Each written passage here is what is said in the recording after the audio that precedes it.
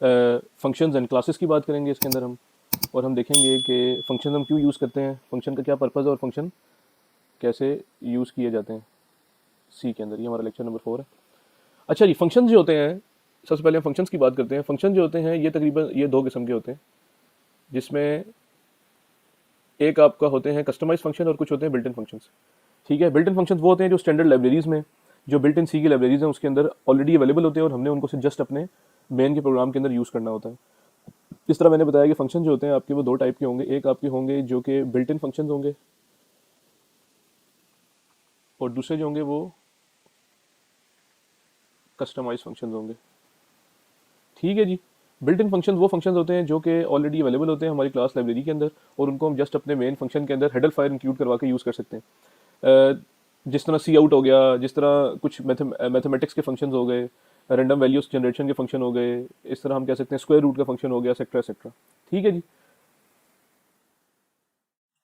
जी, next है कि function को डिक्लेयर कैसे करते हैं या डिफाइन कैसे करते हैं। तो फंक्शन डिक्लेरेशन में कुछ पॉइंट्स हैं जो कि आपको स्टार्ट में पता होना बहुत ज़रूरी है। फंक्शन डिक्लेयर कैसे होता है, जिस तरह ये मेरा फंक्शन है, ये जिस तरह ये फंक्शन नेम है मेरे पास, ये इसकी रिटर्न टाइप है। हमेशा याद रखें फंक्शन जो है वो हमेशा कोई एक वैल्यू रिटर्न करेगा, not more than one value. Function should return a value and, और आप कह सकते हैं कि फंक्शन या तो कोई एक वैल्यू रिटर्न करेगा या कोई भी वैल्यू रिटर्न नहीं करेगा। ठीक है जी। उसके बाद ये कि इसके आर्गुमेंट्स हैं, आर्गुमेंट जो होते हैं ये या जीरो होगा या वन होगा या मोर देन वन होगा। ठीक है जी, मतलब up to so n number of arguments हो सकते हैं जो कि ये फंक्शन लेगा।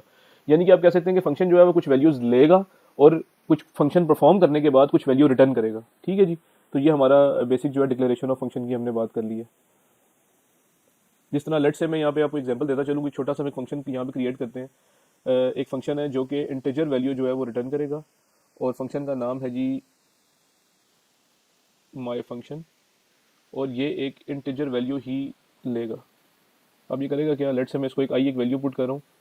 ये क्या करेगा कि I is equal to I plus one, और इसको रिटर्न कर देगा आई की वैल्यू को। ये एक फंक्शन की डेफिनेशन है, ये फंक्शन का नेम हो गया। ये रिटर्न टाइप है इंटीजर, और ये इसके आर्गुमेंट्स है जो कि इंटीजर वैल्यू उसने ली है, उसमें एक वन ऐड किया है, यानी कि उसमें एक नंबर का इंक्रीमेंट किया और उस वैल्यू को हमने रिटर्न कर दिया। ये एक फंक्शन की डिक्लेरेशन और डेफिनेशन की एक एग्जांपल है छोटी सी। इसके बाद जैसा कि आपको बताया कुछ बिल्ट इन फंक्शन होते हैं इसके अंदर, तो ये मैथमेटिकल स्टैंडर्ड फंक्शन है हमारे पास। जिस तरह हमारे पास ज्योमेट्रिकल फंक्शन है, साइन का फंक्शन है हमारे पास, कॉस का फंक्शन है, टेंजेंट का फंक्शन है, और ये जो इनके इन्वर्स फंक्शन हैं, टेन इन्वर्स है, ये कोसाइन इन्वर्स है, इस तरह स्क्वायर रूट का फंक्शन है मेरे पास। इस तरह पावर का फंक्शन है, लेट से मतलब टू की पावर टू, यानी कि टू की पावर टू आप करते हैं तो ये फंक्शन है मेरे पास। इस तरह एक्सपोनेंशियल का फंक्शन है, इस तरह लॉन्ग लॉग का फंक्शन है मेरे पास, नेचुरल लॉग का और बेस 10 लॉग का फंक्शन है। ये सारे वो फंक्शन हैं जो ऑलरेडी अवेलेबल है मेरे पास मैथमेटिकल स्टैंडर्ड लाइब्रेरी के अंदर, और इनको हम डायरेक्टली अपने किसी भी कोड के अंदर कॉल कर सकते हैं और रिजल्ट्स ले सकते हैं। डबल की फॉर्म में इनकी रिटर्न टाइप डबल है, तो डबल की फॉर्म में रिजल्ट्स आ सकते हैं। नेक्स्ट हम देखते हैं कि फंक्शंस को अपने कोड के अंदर आप कॉल कैसे करते हैं। जिस तरह मैंने बताया कुछ मैथमेटिकल फंक्शंस आपको बताए थे, वो फंक्शन तब तक आप कॉल नहीं कर सकते जब तक आप उसकी हेडर फाइल यानी कि सी मैथ आप इंक्लूड नहीं करेंगे अपने कोड के अंदर। ठीक है जी। सी मैथ की लाइब्रेरी जब इंक्लूड करवाएंगे, जिस तरह बताया कि इसने यहाँ पे पी ओ डब्ल्यू पावर का फंक्शन यूज़ किया है, उसके लिए लाइब्रेरी जो है वो सी मैथ यूज़ होगी। ठीक है जी। उसके बाद नेक्स्ट आते हैं मेरे पास एक डबल टाइप का वेरिएबल एक्स जिसकी वैल्यू है 2.5, और इस तरह डबल टाइप का वेरिएबल वाई जिसकी कोई वैल्यू हमने डिफाइन नहीं की। हम इधर आते हैं, हम y is equal to power लेते हैं x की, और इसको ये पास करते हैं तो उसमें एरर आएगा, क्योंकि जाहिर बात है आप पावर का जो फंक्शन है वो यहाँ पर कोई नंबर्स डालना चाहिए, आप स्ट्रिंग वैल्यू नहीं डाल सकते, ये गलत है। उसके बाद नेक्स्ट है जी x है प्लस आपने कर दिया, ये भी एरर है क्योंकि आपने यहाँ पे कॉमा यूज़ करना है, क्योंकि फंक्शन जो है वो कुछ इस तरह का है।